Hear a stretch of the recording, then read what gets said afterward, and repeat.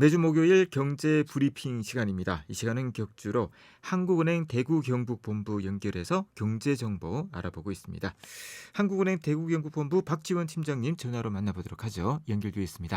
팀장님 안녕하십니까? 네, 안녕하십니까. 자, 오늘 어떤 내용 알려주시겠습니까? 네, 오늘은 기후변화와 경제라는 조금은 무거운 주제를 준비했습니다.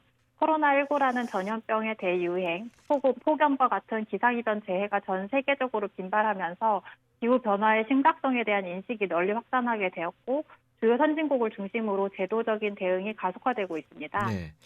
우리나라도 코로나19로 인해서 힘든 시간을 보내고 있고요. 또 최근 울진이나 밀양에서 대형 산불이 반복되는 것도 기상 이변으로 유례없는 가뭄이 계속되기 때문 아니겠습니까?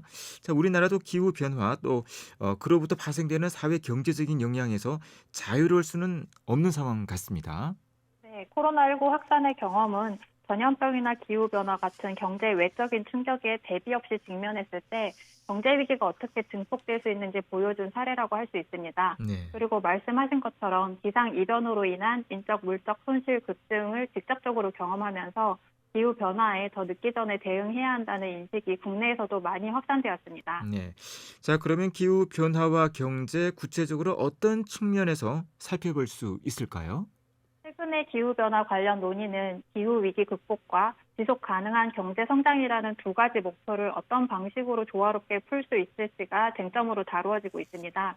이런 관점에서 기후변화로 인한 충격이 거시 지표로서의 생산성에 미치는 영향에 관심이 모아지고 있습니다. 이 기후 변화가 생산성에 영향을 준다는 것, 경제의 기초 체력인 성장 잠재력이나 경제의 장기 성장 경로에도 파급 효과를 미칠 수 있다는 그런 뜻 아닌가요? 네, 맞습니다. 자연재해와 같은 1차적 물리적 충격으로 인해 산출물이 감소하고 노동과 자본의 질적 저하가 발생하는 등 기후변화는 생산성 하락의 직접적인 요인으로 작용합니다. 예를 들어 이상기후가 근로자의 건강이나 작업 환경에 영향을 줄 경우 노동 생산성을 저하시키는 요인으로 작용할 수 있고요. 또 생산량 감소, 생산성 저하로 물가도 상승 압력을 받을 수 있습니다. 자연재해 발생 빈도가 증가하면 생산 인프라, 기업 공장 시설 등의 손실을 초래해서 자본 생산성에도 부정적인 영향을 주고 또 이로 인해 보험 손실이나 신용 위험 증대도 파급될 수 있습니다. 하지만 기후 변화에 적응하기 위해서 경제 주체의 대응 행태도 변화하고 있고요. 또 기후 변화에 대비하기 위한 정부 정책들도 준비가 되고 있기 때문에 생산성 하락을 좀 완화할 수 있지 않을까 이런 생각이 듭니다. 네, 기후 변화에 대응하는 과정에서 정부의 저탄소 경제에 이행하기 위한 정책 변화나 기술 발전이 실물 경제와 물가 등에 미치는 영향을 이행 리스크라고 하는데요. 생산성에 대한 이행 리스크의 영향은 기업의 대응이나 정부의 규제 정책 설계에 따라서 긍정적인 측면과 부정적인 측면이 혼재되어 있습니다.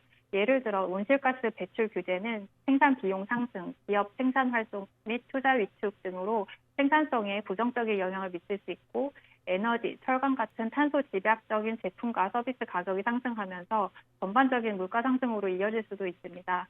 반대로 기후변화 대응이 투자 및 기술 진보를 가속화하는 촉매제로 작용하면서 중장기 생산성 증대를 가져올 수도 있고 기업들이 혁신 활동을 통해서 생산성을 증대시키고 온실가스 감축 관련 신산업이 성장하면서 새로운 성장 동력으로 부상할 가능성도 있습니다. 네.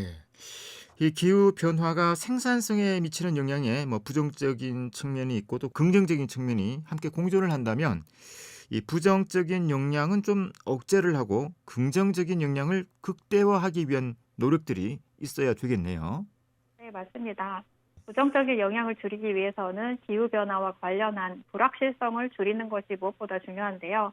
우리나라의 산업 특성을 고려하여 부문별로 온실가스 감축 목표를 세분화하고 지속적인 기후변화 리스크를 평가 관리하며 정합성과 일관성을 갖춘 정책을 설계하고 운영함으로써 기후변화 관련한 정책적 불확실성을 낮추고 기후 리스크에 대한 완충력을 높여야 하겠습니다. 네. 자, 또 중요한 부분, 적절한 정책이 적시에 시행돼야 하는 것 아니겠습니까? 국제사회나 정부의 기후변화 정책 대응이 지연돼서 대응 시기를 놓치게 된다면 보다 강력한 정책이 도입이 될 수밖에 없고 저탄소 경제 이행의 충격은 그만큼 커질 수밖에 없지 않을까 이런 생각이 드는군요. 네, 그렇습니다.